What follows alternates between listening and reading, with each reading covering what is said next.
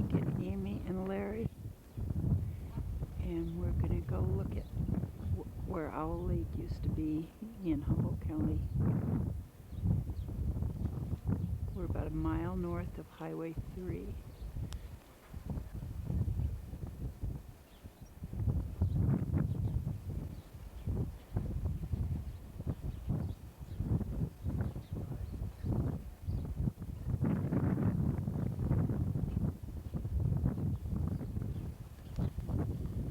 House shack right there used to be down on that part, down in there by them trees on the shoreline, and they used to use that cabin years and years ago.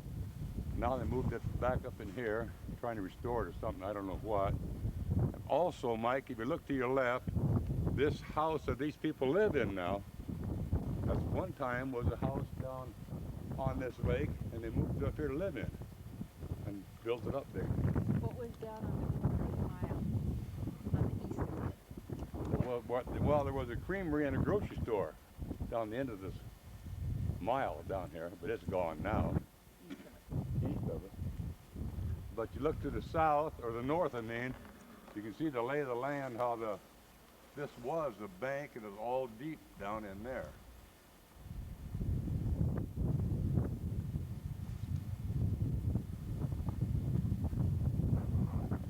How old? Were these originally like resort cabins? Yeah, like a resort cabin. Indians never lived in them because there was no such thing as a house in the lake here. They had old teepees and tents, lived in the higher ground. These cabins weren't here then.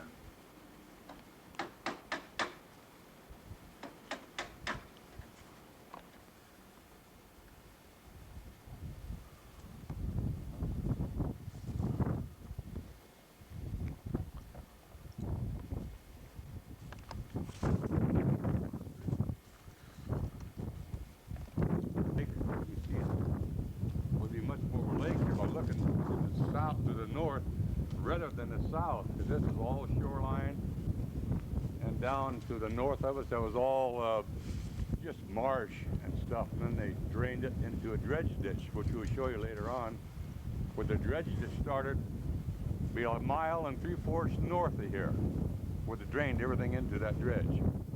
Then it wound up in the Boone River, where it goes to. But they didn't farm this at all, in like in 1890. Then it was drained about 1890, 1900. Then they started farming it. But there was Indians all the way around in the high spots, like a mile north where Roger Anderson lives, and over there by Al Hebner's place where a white barn is, that was where the Indians camped out. Plus on the shoreline here. That's what I've been told by an old lady that would be probably 120 years old now. So how big, how far the lake is, how many miles? The lake would be about 2 miles north and south and 2 miles east and west. Wow. And then there's some high spots that kind of went around and marched like all the way into Hardy. Wow. Like 4 miles from here. It'd go around the high spots and then get some more lower spots and then go into marshland again. Good.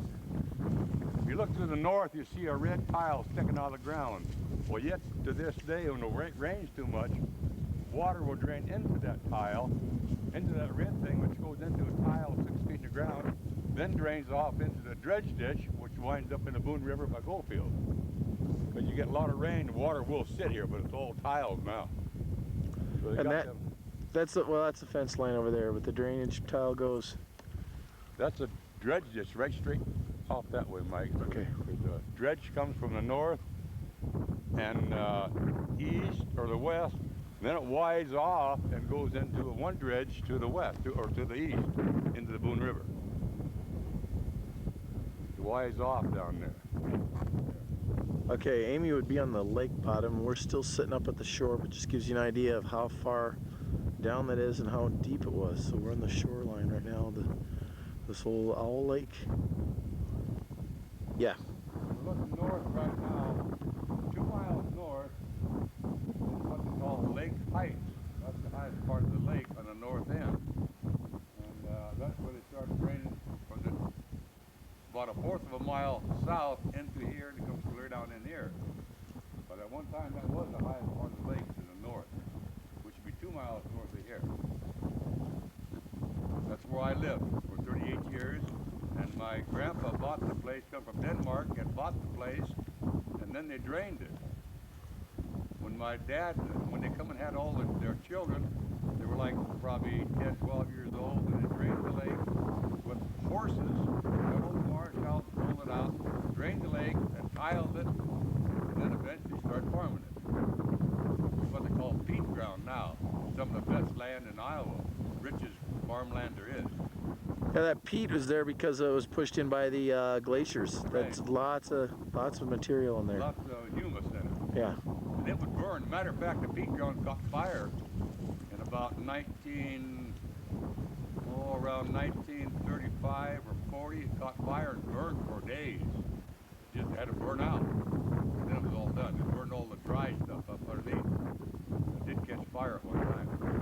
But it won't burn now. It's been farmed so long. It's solid now. Yeah.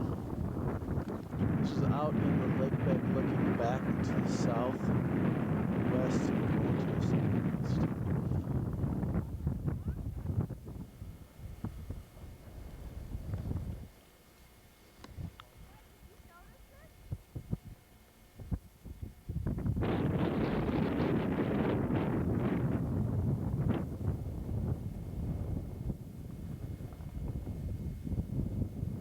Said if this field was plowed, you'd find a lot of weird looking stones. Also seashells would be here, little white seashells about so big, just white with them when you turn the ground over. More evidence that this is a lake. Yes, right. Here's a weird looking stone right here, looks like a fish. Got an eye there the way it looks. You see a lot of weird stones down in the peat ground. This is what you call lake bottom we're on right now. It's real, the soil's real soft and squishy. Oh yeah, real soft. You can pull a big plow through here with a small tractor. It's so loose. It won't pack either like your loam, clay. It stays loose. And you get down so far, it turns into sand. When you get down here about 4 foot, when you're tiling, then you got trouble getting tiled in 5 feet or 6 feet deep, and the sand just keeps breaking.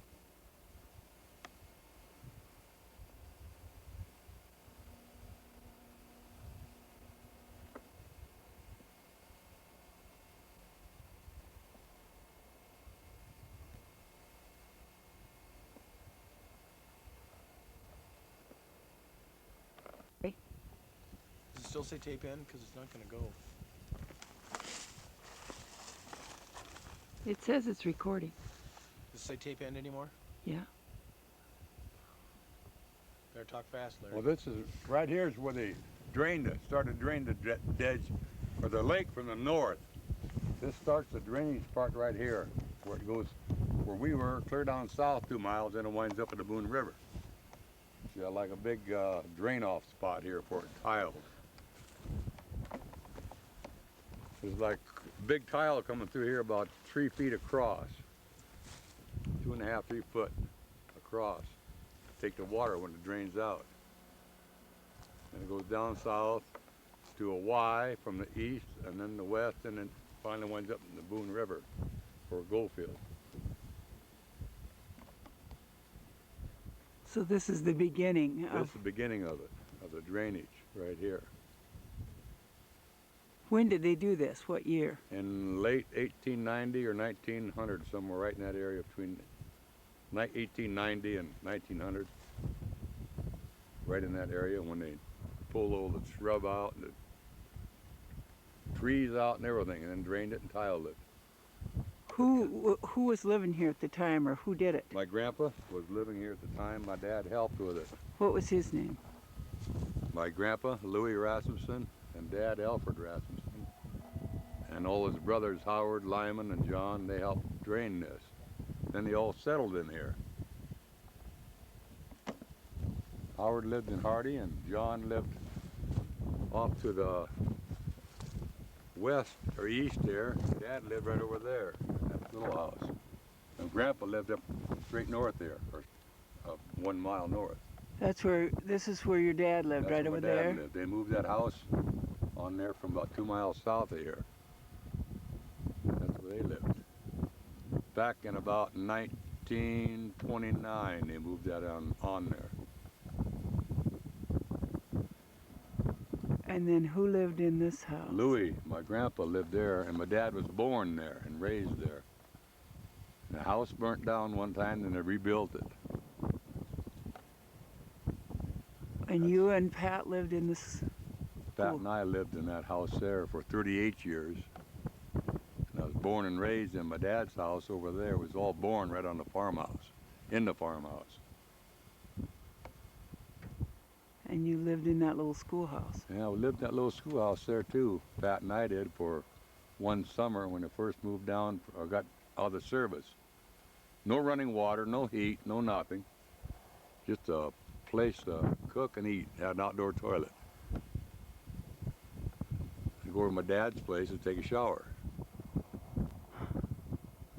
That was back in 1956.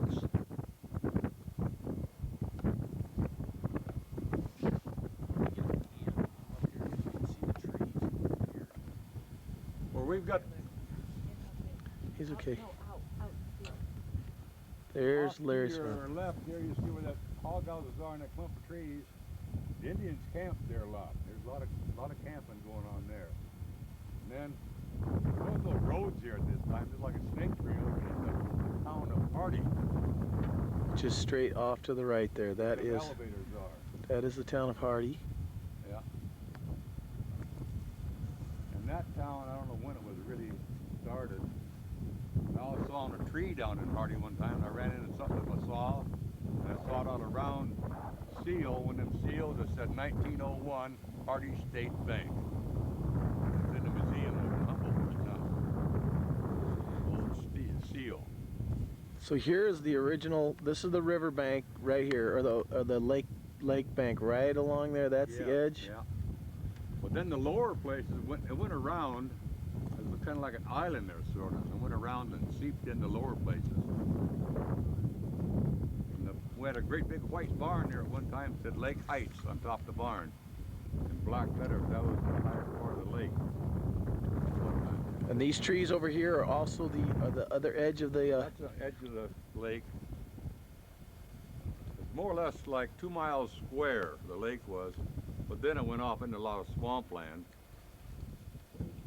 And there's where we just were. Was back in this direction. Those are the oaks that we originally started in. It's right over there. That's where we were walking.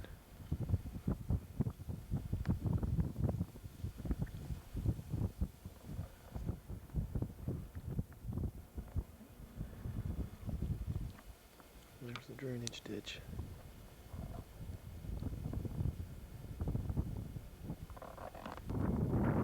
That's the schoolhouse that Larry went to.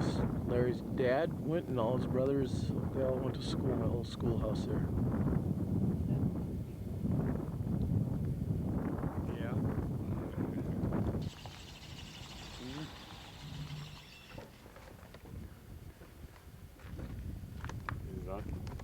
Right here is where I lived for 38 years, and my grandpa and grandma lived here and built this house in like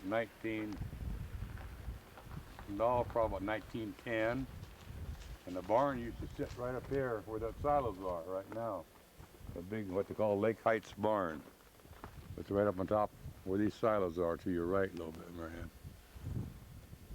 And grandpa and grandma, the year the house burnt down, my grandpa and grandma lived in that garage there. That's why you see that chimney, because they lived in that garage that winter when the house burnt down.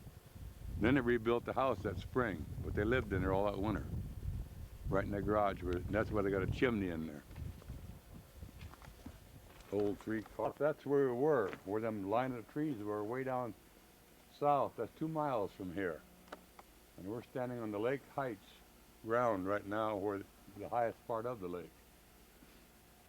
Then it's going to come, the lake come around, the low spots off to our left, and kind of a marsh in through there, all the way, and where we see a high spot was like an island sort of.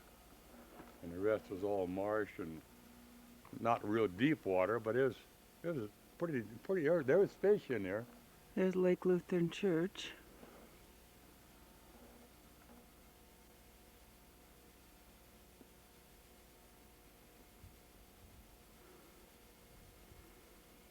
That's Grandma's place. When I moved here off where this high spot is, to the south was 24 acres of oak trees. And Dad and I cut them all down and made lumber out of them. Then we farmed the ground. Blew the stumps out and then made lumber out of the bigger logs and burnt the rest in the house for heat. So What'd you do with the lumber? Made a cattle fence out of it and a cattle shed out of it, lumber.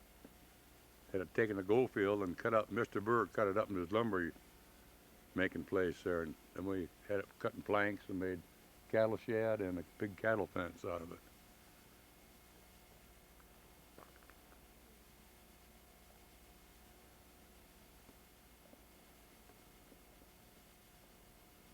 Thank you. Go. This is, well, it's not prairie grass.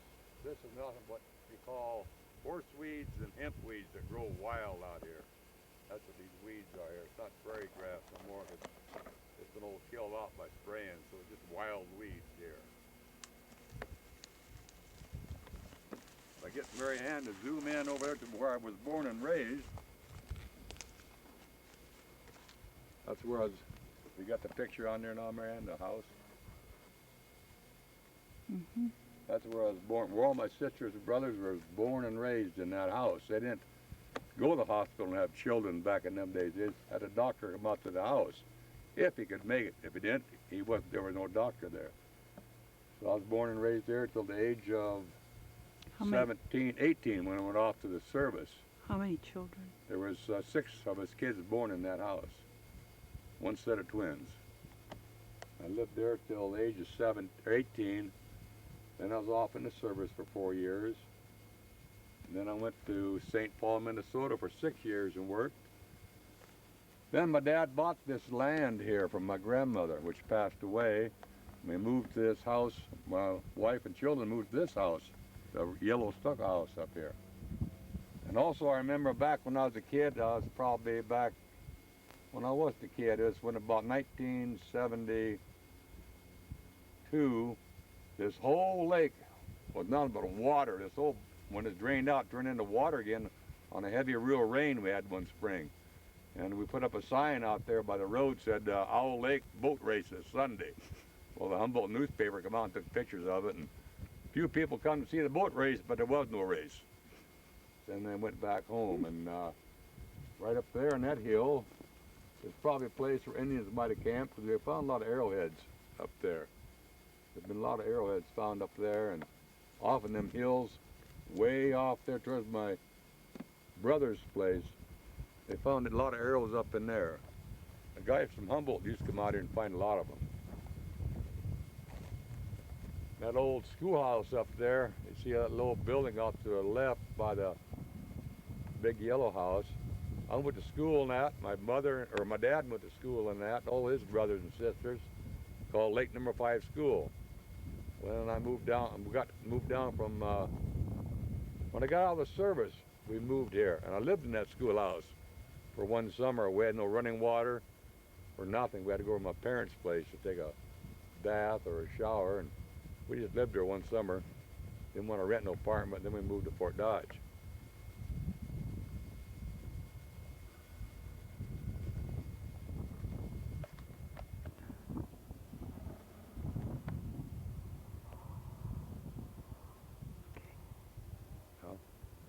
For entertainment, when we was kids, back when I was like up to 5 years old, up to probably 12 or 13, for entertainment, we would ice skate out in the fields where there was a pond frozen. We'd put on clamp-on skates on our shoes, which the parents didn't like because it pulled the soles off of your shoes sooner or later. But a lot of ice skating out there, and having corn cobs out in the middle of the pond where we was ice skating for a fire to keep warm. Did you ice skate here? And years ago, we used to come down here and ice skate when I was like 15, 16 years old.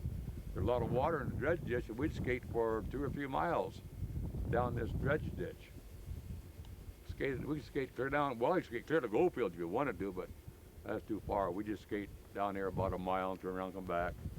A lot of neighbors come down here and skated. We'd bring corn cobs, have a fire, keep warmed up, just a lot of skating. Then all of my kids were raised in that yellow house, which my grandpa had built to start with back in the early 1900s. But all my kids were raised there. But they were born in Fort Dodge, and some were born in Minneapolis. One was born in Illinois. But that's back when we had doctors going. We went to the hospital then. We didn't have them born at home. Then there was used to be off to my right by them bins. We went to the south or the southeast. Was about 20 acres of timber, which my dad and I cleared.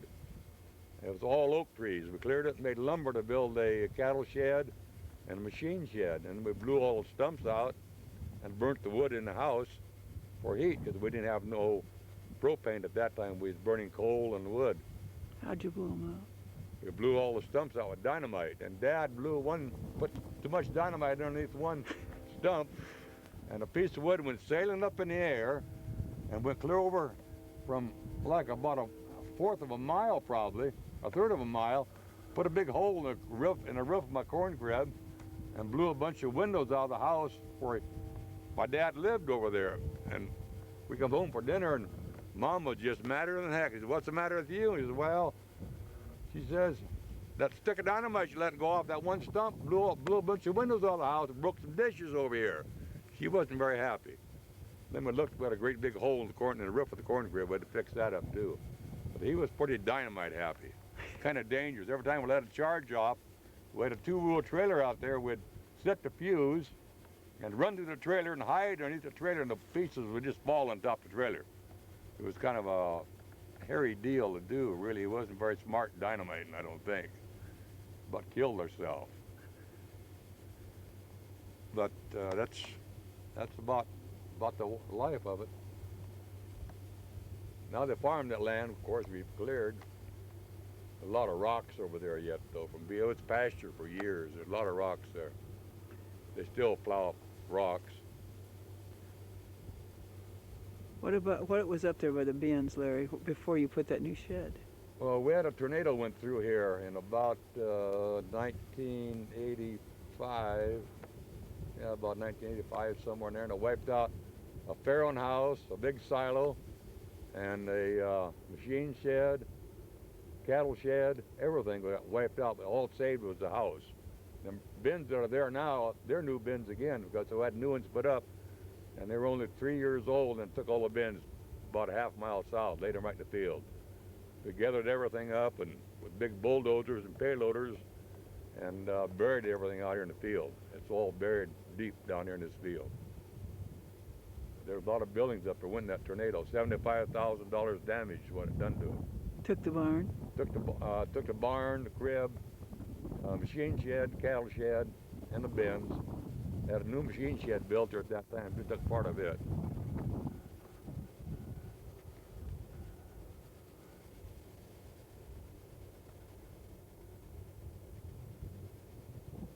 What year was the barn built? The barn was built in about 1912. I remember seeing a sign on it.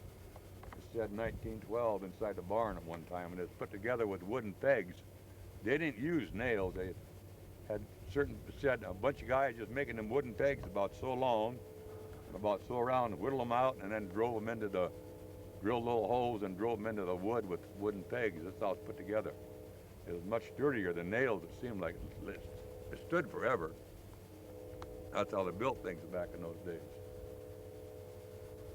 And the sand, some of that house I've heard, I don't know if it's true or not, but I heard the sand underneath this ground is so fine they can make plaster with it. And that house supposedly was made with the sand that's underneath this ground and made plaster out of it.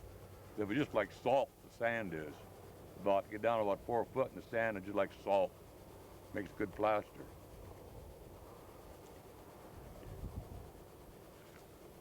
Well, really, I don't have much more to say, Mary Ann, but it's getting cold out here.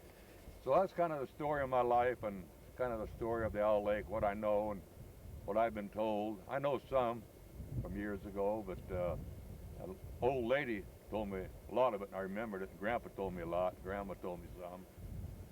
And we tiled this once, and they tiled her twice to get all the water out of it. It got retiled again because there wasn't enough tile in there. It was just water would sit in there. But now it's pretty well tiled. You got to have a lot of rain before it'll sit in there now. And one time, I don't know why, but there's a big cement slab on the side of this dredge ditch, and they must have had bulls around here or something, because someone wrote in cement and said, keep the bull out. Like bulls must have got down in there drinking water or something. We'd catch fish down here. When the water gets back up enough from the river, we catch northerns down here. And little chubs that come in here, seine chubs a lot. But the daughter of what you lost, Kimberly, she'd come down here and catch little chubs, and Christine would catch little chubs. They'd come down there fishing when they were kids, messing around the dredge ditch, catching chubs. Once in a while they'd catch a small northern, but it wasn't very often. More carp than northern.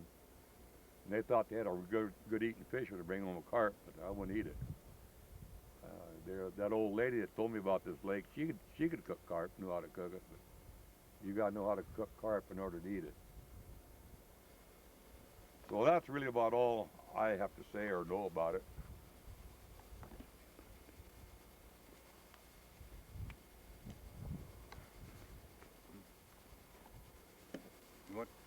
What? Just gonna get a picture of you right here. Well, I guess Mary Ann wants to take a picture of the pickup. I won't get buried with. You got so much money in it. Put me in a box and dig a hole and bury it. Me and the pickup and all.